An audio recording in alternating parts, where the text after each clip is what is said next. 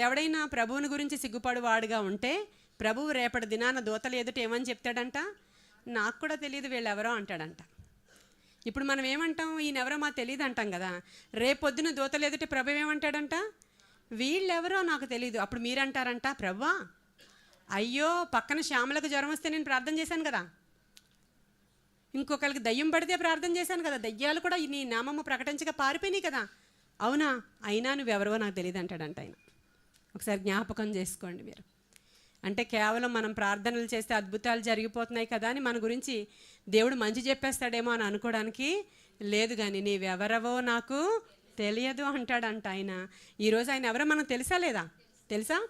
కాబట్టి ఈ యొక్క క్రిస్మస్ ఆనందాన్ని మన హృదయాల్లో నింపుకుంటూనే ఆ గొర్రెల కాపరులు వెంటనే మాటకు లోబడ్డారంట. వెంటనే అయ్యో మా సాక్ష్యం చెల్లదు కదా, మమ్మల్ని ఎవరు వినిపించుకుంటారు, మమ్మల్ని తోసేస్తారేమో, ఆ బెత్లెహేం వెళితే మమ్మల్ని రానియరేమో, అయినా వెంటనే వెళ్ళిపోవాలా, చెప్దాంలే తర్వాత అని అనుకోలేదంట వాళ్ళు.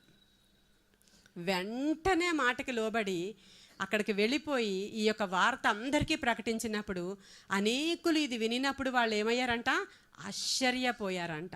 అందుకనే ప్రభు యొక్క పేరేంటంటే ఆశ్చర్యకరుడు. హల్లెలూయా.